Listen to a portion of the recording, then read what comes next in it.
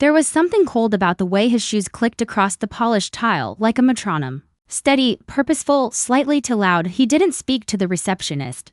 Didn't smile at the security guard. Just walked in with his briefcase like he already owned the place. Technically, he did. Christopher Rains, the new CEO, 30-some. Young enough to still carry that gleam in his eyes that said the world was his to restructure. His appointment had been announced just a week ago. In one of those sugar-coated memos about leadership transition. I had seen enough transitions in my 17 years to know what that actually meant. Someone upstairs wanted heads to roll, and usually it wasn't theirs. I watched from the glass wall of my small corner office, not quite executive level, but far enough from the buzz of interns and marketing assistants that I could think clearly. Christopher didn't knock on doors, he opened them, interrupted meetings, walked through the floors with a tablet in hand, scribbling notes, asking questions that didn't wait for full answers. He smiled when people stumbled, not cruelly, but the way a man smiles when he's already decided something. He didn't come to see me that day. I suppose I wasn't on his radar yet. That was fine. I preferred it that way. At lunch, a few of us gathered in the break room, a group of older employees who didn't try to compete with the energy of the 20-somethings. Someone joked that the new CEO reminded her of a substitute teacher who thought he could fix the whole school in a week. We all laughed quietly, carefully. I stirred my tea and kept my thoughts to myself. I had outlasted 3 CEOs, one left for health reasons, another for legal ones, and the last because he tried to outsource more than he understood. It didn't matter how sharp their suits were, they always made the same mistake. Assuming experience came with a title. When I passed Christopher in the hallway later, he glanced at my ID badge, then looked straight through me. He didn't recognize the name, didn't stop to ask what I did. Didn't care that I was carrying the quarterly performance briefs he'd likely be quoting from in his Friday presentation. To him, I was just another face in the system, part of the machinery, not worth inspecting. And yet, as I returned to my office, I couldn't shake the feeling that something was shifting like the air before a storm.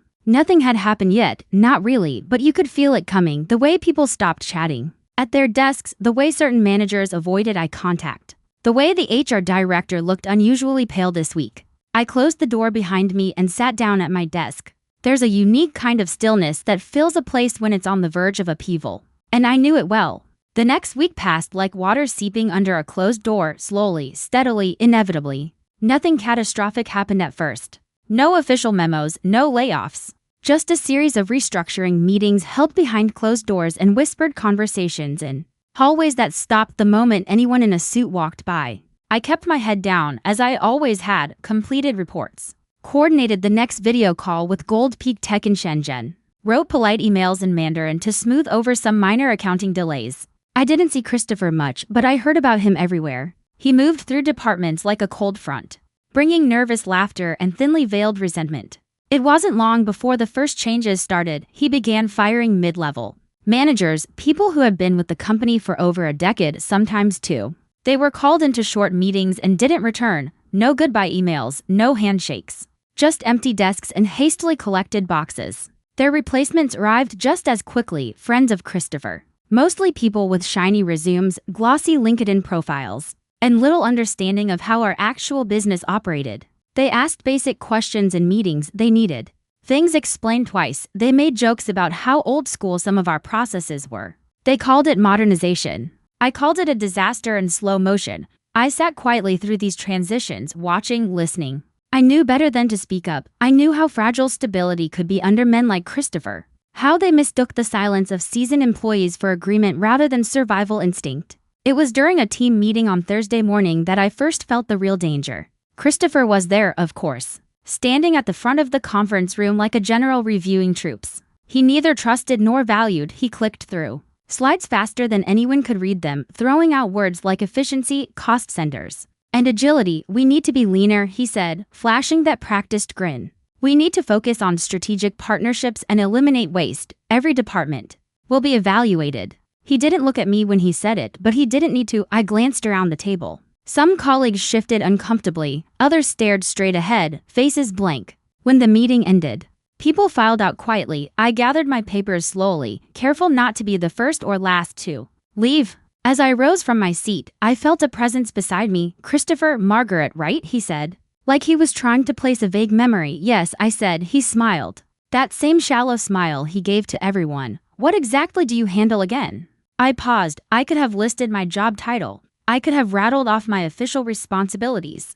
But I knew none of that would mean anything to him. I manage our communications with Gold Peak Tech and other strategic partners in China. I said carefully, his brow furrowed slightly. We have someone doing translations, don't we? I don't just translate, I said. My voice was calm, even. I manage the relationship, business etiquette, cultural expectations, negotiations. It's a bit more involved, he nodded, distracted, already half turned toward the door. Well, good.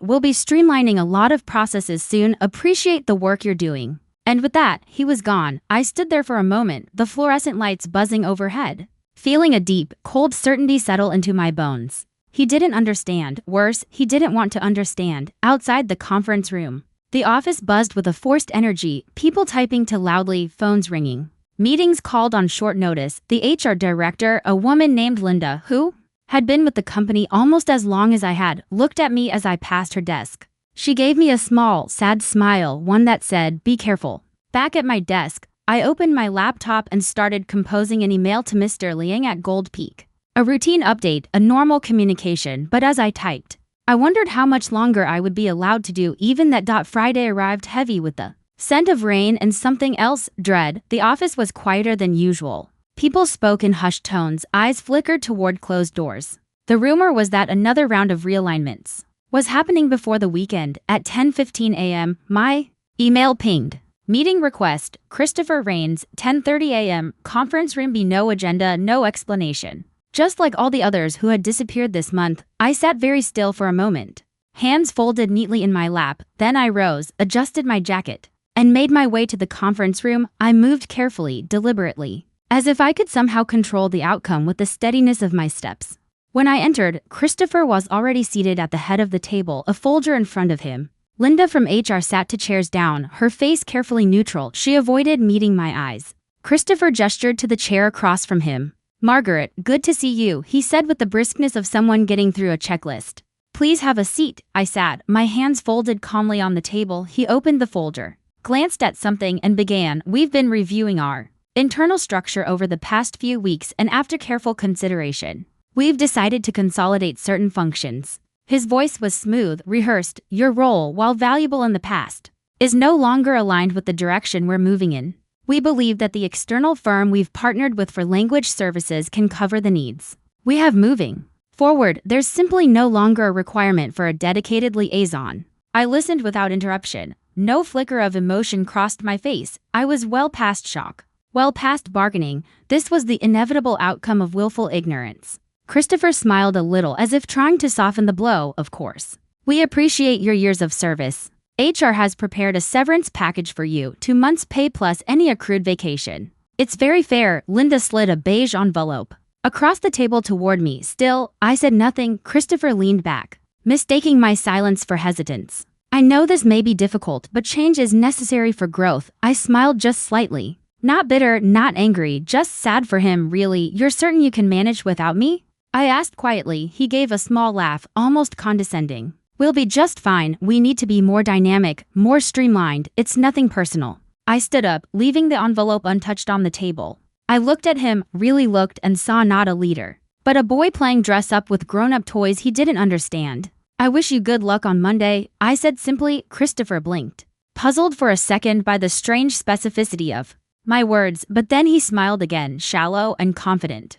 "Thank you, Margaret. Best of luck to you as well." I walked out of the conference room without looking back, past Linda's pitying glance, past the curious stares of my coworkers, down the long hallway that had once felt like home, now just another corridor in a place I no longer belonged. Outside, the clouds had thickened, low and heavy, pressing down on the city skyline. The first drops of rain tapped against the windows as I reached the lobby. I didn't stop. I didn't cry. I didn't even let my hands shake. By the time I reached my car, the rain had begun in earnest, blurring the world beyond the windshield into a smudged watercolor. I sat there, gripping the steering wheel, feeling a strange mix of grief and grim satisfaction. They thought they could replace me, that a contract with a faceless firm could substitute for 17 years of understanding, of trust, of nuance. They thought they were prepared. They weren't, and Monday would prove it. The weekend after my dismissal was strangely peaceful. I cleaned out my home office, answered a few sympathetic texts from former colleagues, The braver ones, others stayed silent. Afraid that any association with me would paint a target on their own backs, I didn't blame them. On Sunday night, I updated my resume. It wasn't an act of desperation, it was simply practical. I had built something over 17 years, something more valuable than a title or a desk: relationships, reputation, trust. Those things didn't vanish just because Christopher Rains thought he could erase me with a signature. Monday morning, while the city buzzed to life under gray skies, I put on a crisp navy blouse and simple slacks, tucked a portfolio under my arm, and walked into an interview at Lawson and Reed Global Consultants. A former colleague from an industry conference had reached out the day after hearing whispers about my situation. They needed someone who could navigate East Asian business relations. Someone who didn't just speak the language, but understood the culture beneath the contracts. The meeting was formal but warm. Mr. Reed himself shook my hand, asked pointed but respectful questions, and listened when I answered. It had been a long time since I felt genuinely heard in a room full of executives. By the time I returned home that afternoon, I had an offer sitting in my inbox: better salary, more autonomy, a genuine opportunity to build something instead of holding together the crumbling pieces of someone else's ego trip. I accepted without hesitation. Meanwhile, Ridgemont and Wallace buzzed with nervous energy I could feel even from a distance. My phone lit up sporadically with updates from the few friends who hadn't fallen silent. "He's calling you a social climber now," one message read. "Said you were just trying to hold on to relevance.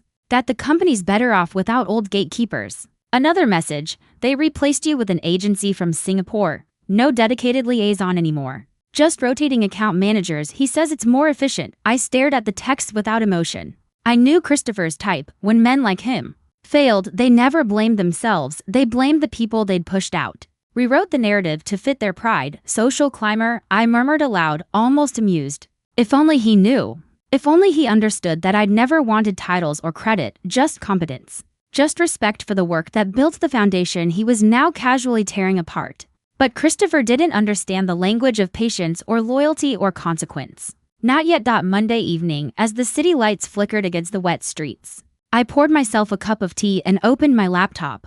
I checked the time difference between New York and Shenzhen. I reviewed a few articles about corporate customs in China, small details, but important ones. The kind of things Christopher's bright young hires probably dismissed as outdated formalities. And I waited, because storms don't announce themselves. With fanfare, they build slow and steady until the ground is soaked and the rivers overflow. Tomorrow, the real consequences would begin, and I would not lift a finger to stop it.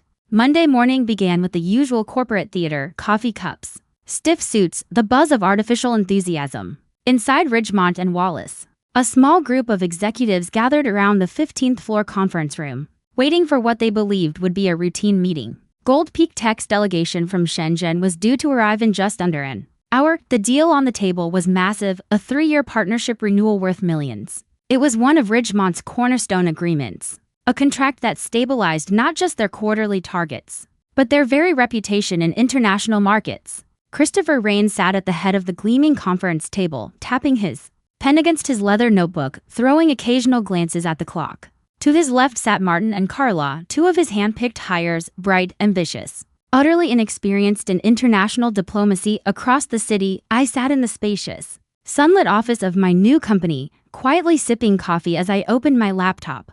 I didn't have to check the time. I knew exactly what was about to happen. At 10 a.m. sharp, Gold Peak's representatives arrived. Mr. Liang, their Vice President of International Affairs, accompanied by two senior advisors. They entered the room with the quiet grace that masked sharp instincts, a kind of presence Christopher didn't recognize, let alone respect. Christopher stood and extended his hand broadly, a salesman's grin plastered across his face. "Welcome, welcome, so glad you could make it." The Gold Peak delegation exchanged stiff handshakes, no bows, no small talk. The atmosphere was formal, even cold. Christopher, oblivious, launched straight into his presentation, full of buzzwords, efficiency metrics, and cost-saving plans. He spoke quickly, confidently, throwing out slides one after another without waiting for reaction or translation. Mr. Liang listened for a few moments, his expression unreadable. Then he raised his hand, stopping the flow of words mid-sentence. "We would like to speak with Miss Margaret Lane," he said politely but firmly. The room fell silent. Christopher's smile faltered. A shadow crossed his features. "Ah," he stammered. "Slightly. Margaret is no longer with the company. We've streamlined our communications to a new, highly efficient structure." Mr. Liang exchanged a brief glance with his advisors. No one spoke for a long moment. Finally, Mr. Liang said, his voice cool and measured, "Miss Lane was not simply a translator. She was our strategic partner. She understood our needs, our culture, our expectations. Without her, I am afraid we must reconsider the future of our cooperation." Christopher chuckled awkwardly. "I assure you, sir, our new processes are even better suited to meet your—" Mr. Liang cut him off with a slight, almost imperceptible wave of his hand. "You have made a grave mistake," he said bluntly. "Firing Miss Lane demonstrates profound disrespect, both toward her and toward our relationship." Christopher's face reddened. "I understand your concerns, but I believe in modernization," and Mr. Liang rose from his chair, followed immediately by his colleagues. "There will be no renewal of our agreement at this time," Mr. Liang said, his voice final. "We value respect above all else. You have shown us none." Without another word, the delegation left the room, heels clicking sharply against the marble floor. Christopher remained seated, staring blankly at the door as if willing them to return. Martin fumbled with the laptop. Carla murmured something about following up later, but everyone in that room, including Christopher, knew there would be no follow-up. Within an hour, word spread through the building like wildfire. A $24 million deal gone. By lunchtime, the CFO had already called an emergency board meeting. Investors were asking questions. Department heads scrambled to contain the fallout. Christopher tried to spin the story. He blamed unexpected cultural complications, accused the Gold Peak team of being rigid and traditionalist. He even hinted that the outsourced firm in Singapore had miscommunicated something. But the truth seeped through. He called Margaret incompetent, someone whispered. He thought a contractor could replace a relationship 17 years in the making. He's finished.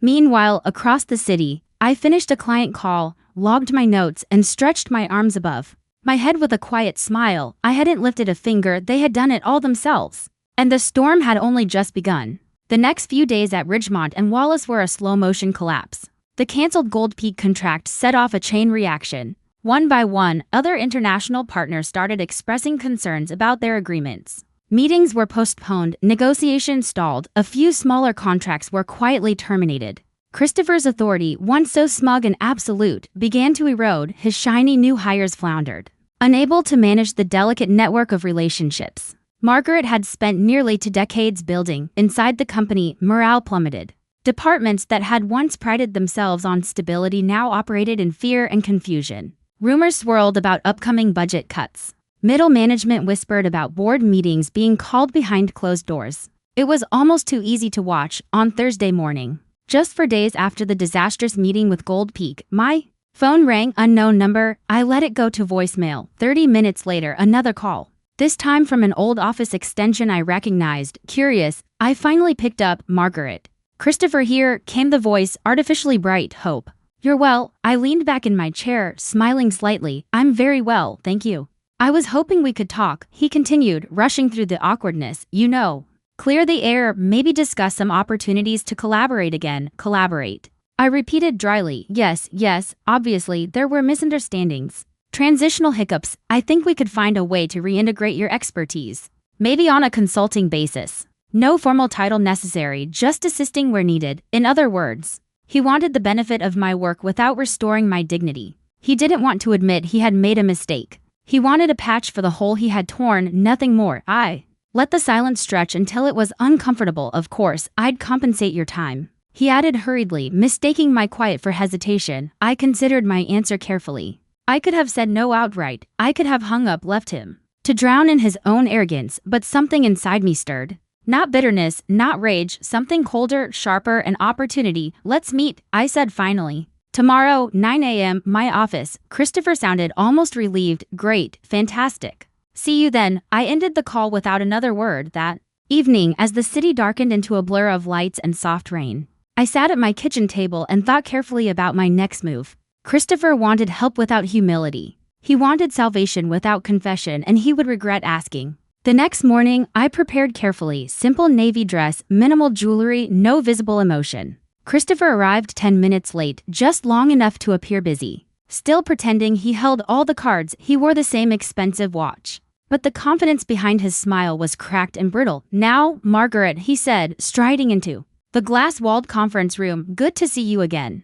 I shook his hand coolly and gestured for him to sit. He launched immediately into his pitch. trying to frame it as a mutual opportunity. There were challenges, he admitted, a few temporary misunderstandings with partners. He avoided saying the word failure, his pride wouldn't allow it. I listened without interruption. My expression neutral. At the end, he spread his hands and said, "We just need someone familiar with these clients to step in and smooth things over. No need to get tangled in titles or structures, just practical support." I let the silence hang for a moment before I spoke. "You're offering me a consulting role," I said slowly. "No authority, no public acknowledgement, no correction of the lies you spread after I left." Christopher flushed slightly. "It's not personal, Margaret, it's business." I smiled then. A small, razor-thin smile. "So is my answer?" He blinked, uncertain. "I'll consider your offer," I said smoothly, "but on my terms." "What terms?" he asked warily. "You'll see," I said, rising to end the meeting because now I had everything I needed. I wasn't going back to save him, I was going back to show him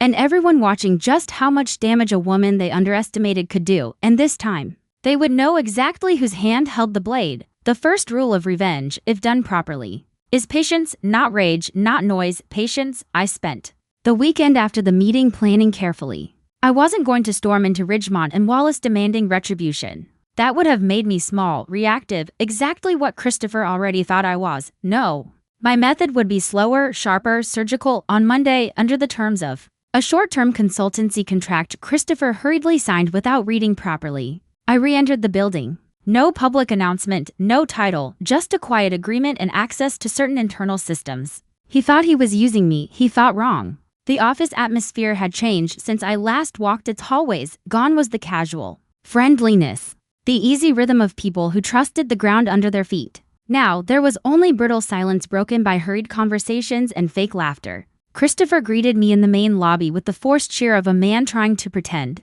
he hadn't lit his own house on fire. "Margaret, welcome back," he said, louder than necessary, drawing a few curious stares from nearby employees. I smiled politely, said nothing, and followed him to the temporary workspace they had arranged. A sterile glass box between two departments, a clear sign that I was here, but not truly welcomed.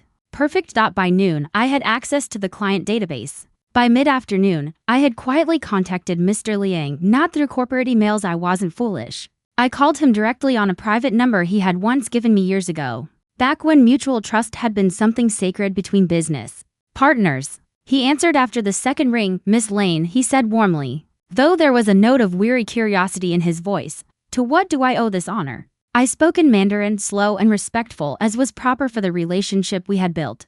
"I owe you an apology," I said, "for my sudden departure and the confusion that followed." Mr. Liang was silent for a moment, processing the weight of those words. "I understand," he said finally. "Circumstances are sometimes beyond control. Sometimes," I agreed softly, "and sometimes they are the result of poor judgment."